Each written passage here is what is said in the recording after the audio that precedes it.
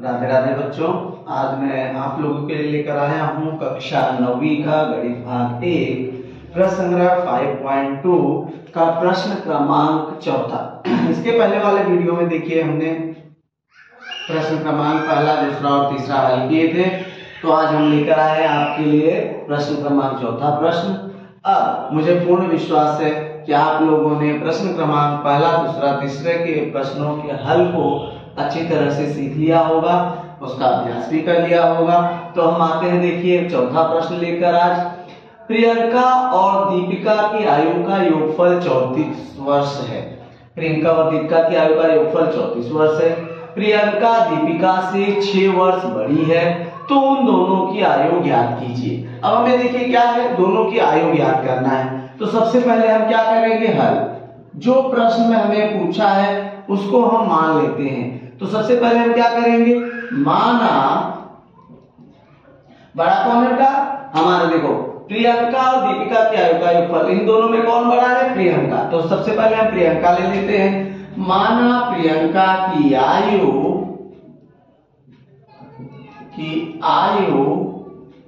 x वर्ष है। माना प्रियंका की आयु x वर्ष है और दीपिका की आयु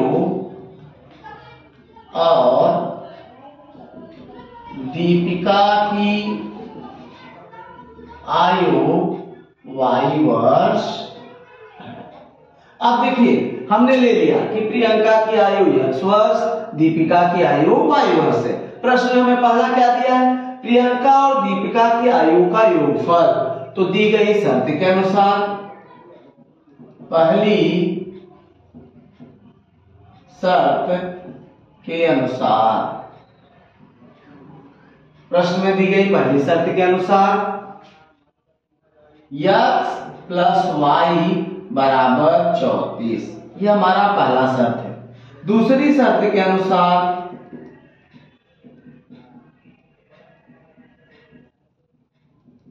क्या दिया था, दूसरी शर्त देखिए कि प्रियंका हमने क्या माना x, प्रियंका दीपिका से 6 वर्ष बड़ी है, यानी कि x माइनस y बराबर 6। यह हमारा दूसरा प्रश्न कि यदि हम प्रियंका की आयु में से दीपिका की आयु को कम करते हैं तो 6 बचेगा।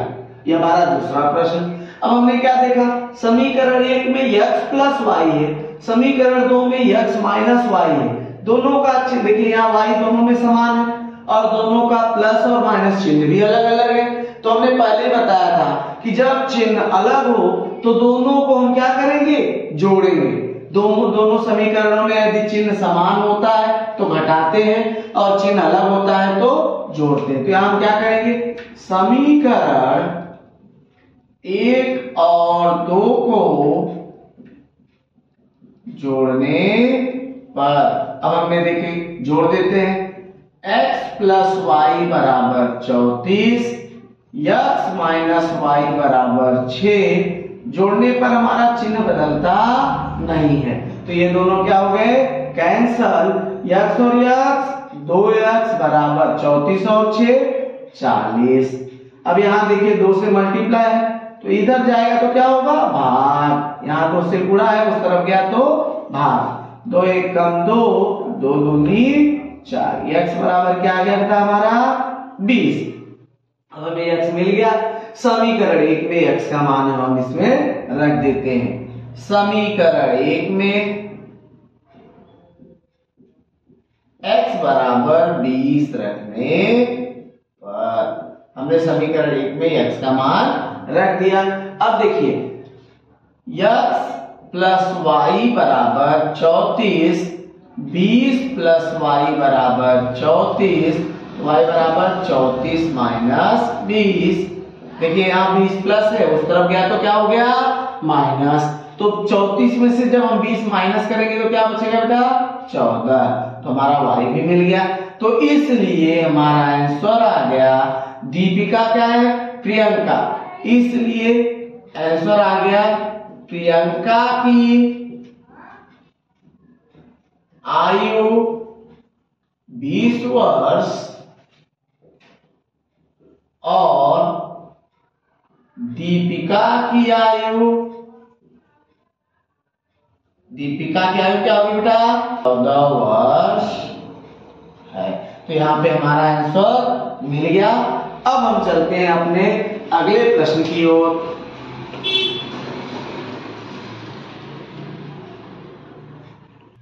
देखो बेटा, अब हम आ गए अपने प्रश्न नंबर 4 को लेकर, जिसमें हमें दिया गया है, देखिए प्रश्न नंबर 4।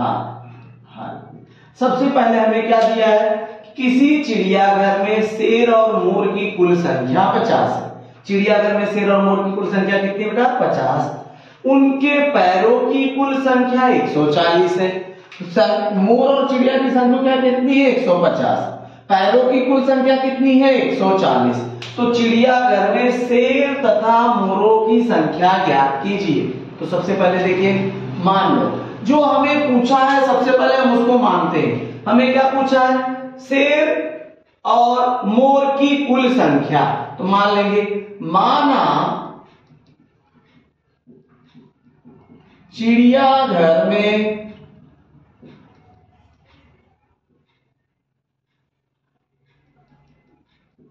शेर की संख्या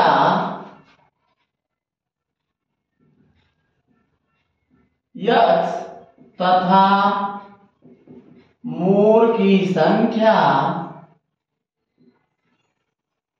माना चिड़ियाघर में शेर की संख्या X तथा मोरों की संख्या Y है। यह हमने मान लिया। अब हमें क्या दिया कि चिड़ियाघर में शेर और मोर की कुल संख्या। तो पहली शर्त के अनुसार, इसलिए पहली शर्त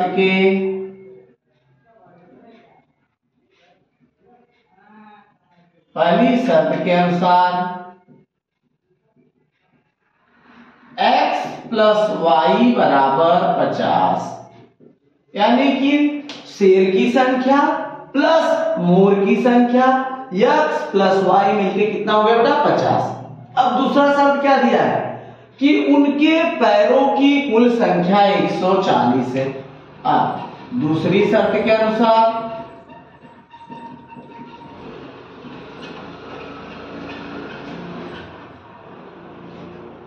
पैरों की कुल संख्या बराबर 140। अब शेर के पैरों की संख्या कितनी होती है बेटा? शेर के पैर बराबर 4।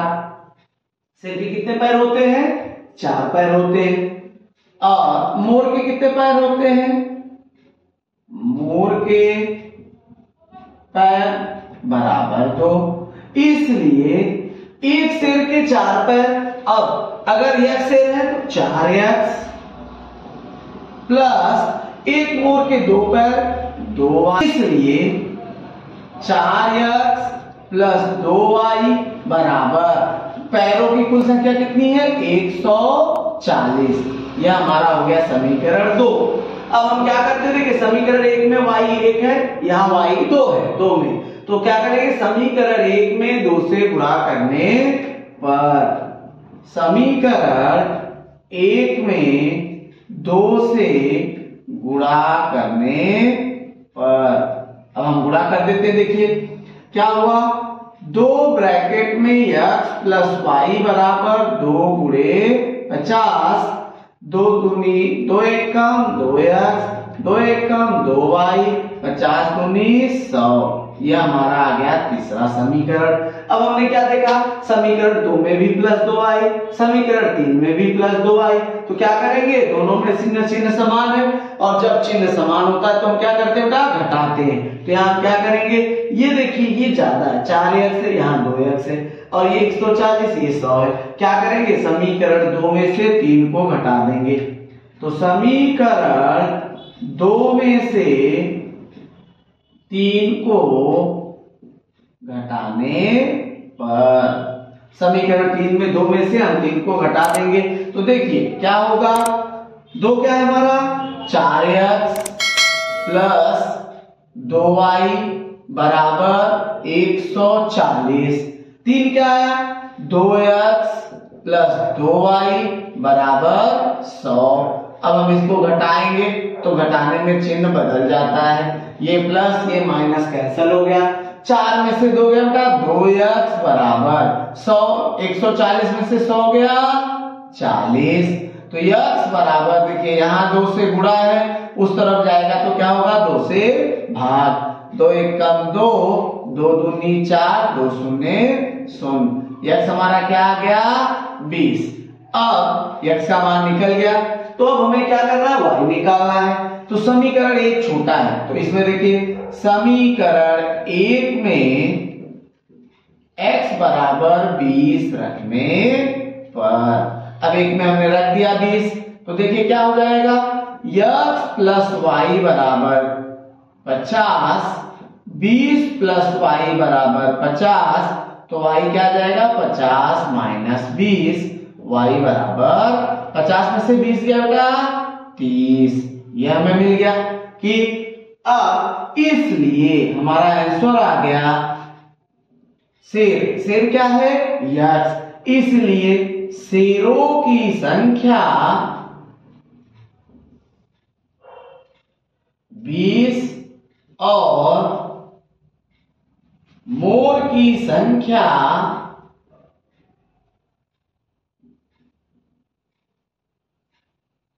30 होगी। चिड़ियाघर में शेरों की संख्या कितनी है 20 और मोर की संख्या 30, 30 और 20 50। तो इस प्रकार से हमारा जो आंसर है वो हमें मिल गया।